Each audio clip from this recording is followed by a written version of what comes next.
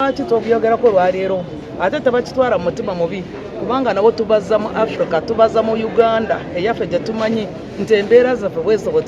bwe twaziyisanga omuntu owavunaanyizibwa yatambulanga atya yayambalanga atya yabeeranga atya teyabeeranga ng'ayambadde ebikutusekutuse nga n'olowooza nti olwatutumu nnyo ebyo byonna baagala femu baagala kumanyikibwa omuntu neyeteekako erinnya eribi ng'alyetaddeko ng'alowooza nti eryo ligenda muweereza ettutumu ate nga singa yawadde yeyita erinnya lya taatawo oba erinnya lye lyennyini lye baamutonderamu lye baamuzaaliramu naye n'alikuza lyandibadde limuyamba. N'olwekyo mbadde njagala kukubiriza okuba omulanga ku bavubuka nti teweefuula ky'otali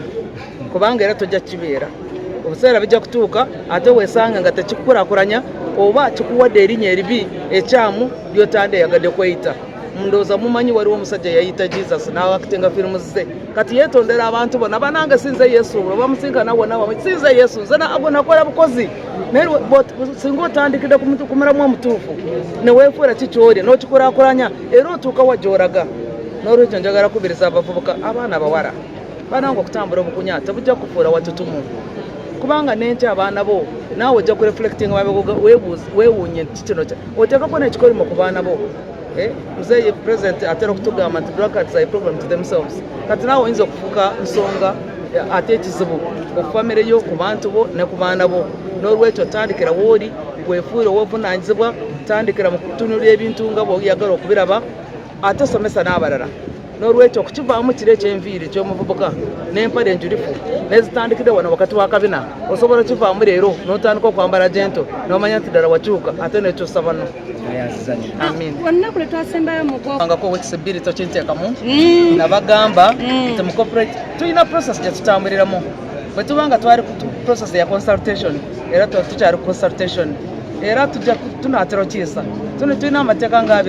abiri ge twagala okuyisa mu bwangu naye era process ya consultation waawaawo omu n'agamba nedda wano wamutuuse mudusa speed tewali nsonga lwaki tuba tudduka ne tumulekayo. N'olwekyo n'olwetubanga twali tusuubira ntulaatera okiisa mu bwangu nekirwawo tekitegeeza tukisirise era tujja kiisa kubanga kati stage we tutuuse tunaatera okutuuka ku nkomerero. Olunaku lwaleero nga 21 omwezi gw'okutaano bulijjo tujaguza olunaku lw'ebyobutonde. Olunaku lw'ebyobutonde lwatongozebwa amawanga amagatte nga 1999 okuva ku olwo Uganda ebadde ejaguza olunaku luno. Olunaku luno kyetulaba okuzza obujja obutonde bwaffe kubanga waliwo ebikyuseemu mu buwangwa bwennyini waliwo abatakyaweereza kitiibwa obuwangwa bwaffe waliwo abatyobola eddembe ly'abalala waliwo amawanga agamu agalowooza nti gagasinga ne gakozesa emikutu naddala gye mulina mwenna kati osanga content gye balaga ku mikutu gyaffe Uganda wano ku TV nga buli kitundu nga 80% nga si bya wano mipiira gya bweru emizannyo gya bweru weesanga ng'abaana betuzadde kumpi tebalina connection n'ebyaffe ebyobuwangwa bwaffe. Olwaleero twagala okutumbula omutindo gw'ebyobuwangwa n'okulaga bannayuganda nti ebyaffe bye bisinga ate n'obulungi okugyayo obumu bwe tubadde tunaatera okufiirwa. Kati ku mwaka guno sitemu yaffe enkulu ennyo omugendo gw'enkizo kwe kutimbula by'omutimbagano tukozeseza tutya tekinologiya etugiridde ennaku zino abamu bwe tutaagikwata obulungi okutumbula omutindo gw'ebyobuwangwa byaffe abalala bajja gikozesa ate ebyaffe bife. Ensonga lwaki twagadde byogerako olwaleero kati tukozesa digitalization okulaba nti tukozesa omukisa gwetuwadde nti osobola okuteeka akantu akatono ku TV ku ssimu ne katambula enjiri n'etambula n'ewamba ensi yonna mu ddakiika ng'emu. Ate bw'oba okozesa omukutu guno n'oyogera ebikyamu oba n'oyogera ebitatumbula omutindo gw'ebyobuwangwa bwaffe biyinza okuba nga ate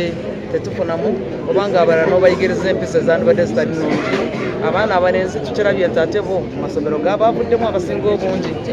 n'abavubuka n'abasajja abamu abaana babasuuliridde naddala abalenzi. Kati abaana abalenzi twagala kubasaba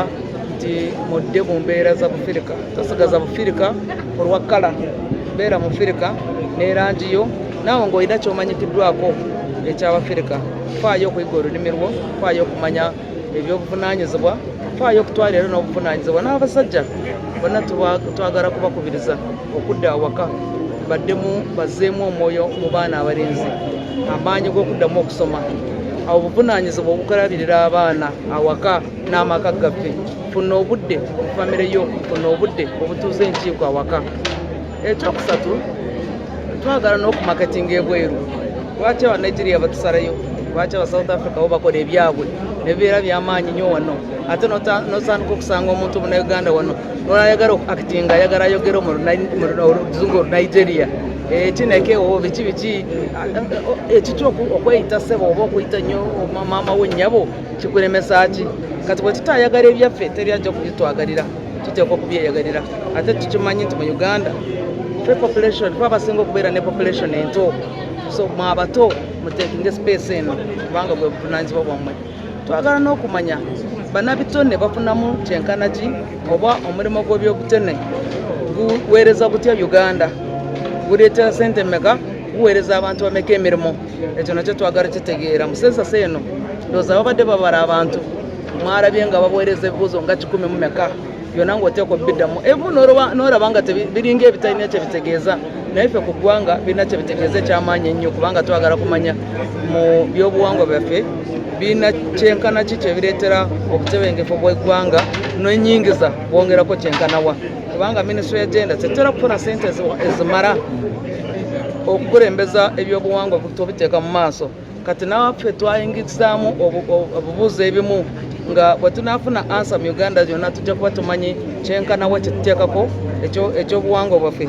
kyongerako ki mu kutebenkera kw'abantu mu nkulaakulana n'okulaba nti Uganda yeeyongera mu maaso n'emirimu emeka gyekitonzeewo kubanga industrialization ya Uganda oba enkulaakulana ya Uganda ejja kusinziira ku entambula speed ki obuwangwa bwaffe gye butambuliramu mu kukyukakyuka nga tugenda mu East African Community twagala kubiriza abantu bonna muyiga Oluswayiri temuteddusa mabega mumalalusa mabega bajja kutuyitagamu wano ne standard gauge rail ng'etwala ebyaffe neffe nga tetugenda kusuubula n'olwekyo twagala ate kitaba tutandikiddewo mu cabinet tugenda kwogera Oluswayiri tubenga mu East African Community naffe mwetuli oba African Union ekkiriza nti olulimi Oluswayiri lwe tuba tutwala ng'olulimi olwa Africa ffe abanayuganda wano abalina contribution gye tutaddeko Oluswayiri ng'obutundu 40 ku 100 lwaki ffe tulugaana tekitya kugaana buli omu okubeera muganda oba mu Japadora oba mu Ki oba mu Teso naye era yongerezaako okwongereza si kubi kubanga tuyiza oluzungu ne tulumatira lwaki olulimi olwaffe olwa Africa lwose tuteeka ku nkizo kubanga tujja kubeera ne currency emu nga ssente zenkana valiyo y'ebyokulya oba emmere yaffe oba ebintu byebitunda byonna bijja kubanga bigenze waggulu ku mutindo ogwo tujja kubeera ne passport emu nga tewetaaga passport okugenda Kenya lwaki ofiirwa okugenda okwasociatinga n'abakikuyu olw'okuba nti toyagala kumanya lulimi abatanzania byonna neefuuka Africa yaffe twagala n'okulaba nga tupromotinga tourism ojja kwekanga wano mu Uganda abazungu babeeri ne bajja ne bagenda Mount Rwenzori ne balinya Mount Rwenzori ne bafunayo fresh air ne bayeza bujja ebiwawaatiro munda ne babanga balina engeri gye bezzaamu obujja naye ffe nga wano teri yali avuddewo okugenda okulaba source of the Nile era n'essaawa ya leero tugamba nti speak yasooka okulaba source of the Nile kati abantu tujja bakkiriza babe nga batuze emabega nga batulowooza nti tetutegeera ddala speak we yajira River Nile wali teyasangawo bantu kati lwaki tuba tusoma ebyabalala ng'ebyaffe tetubisoma n'olwekyo local tourism nkulu nnyo nga tetunagenda Dubai okucakala tusooke tucakalire wane ejinja tugende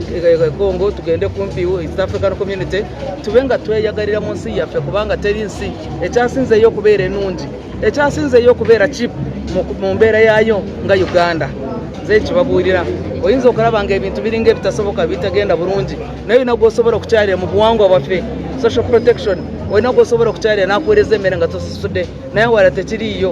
olina muliraanwawo asobola okulabirira n'abaana bo olunaku olumu babbiri tulina abazadde baffe batulabirira awalala bo bateekamu ensimbi okulabirira abazadde babwe ne babasuula eri mu bizimbe ne basuula mu malwaliro nga talaba na kulwala okubeeza emyaka 7 tekitegeeza nti mulwadde naye ffe tubeera n'abantu baffe ekyo nakyo twandibadde tukibalirira nti omuntu afuna ekyenkanawa tubalire nti omuntu ono abantu balabirira bameka n'olwekyo bwogero kibalamu ne ssente zafuna n'engeri gy'alya n'obibalamu ssente ogenda kwesanga nga ne mu middle income twatuukayo dda oba twasooka n'okusukka kubanga bingi nnyo bye tutafulumya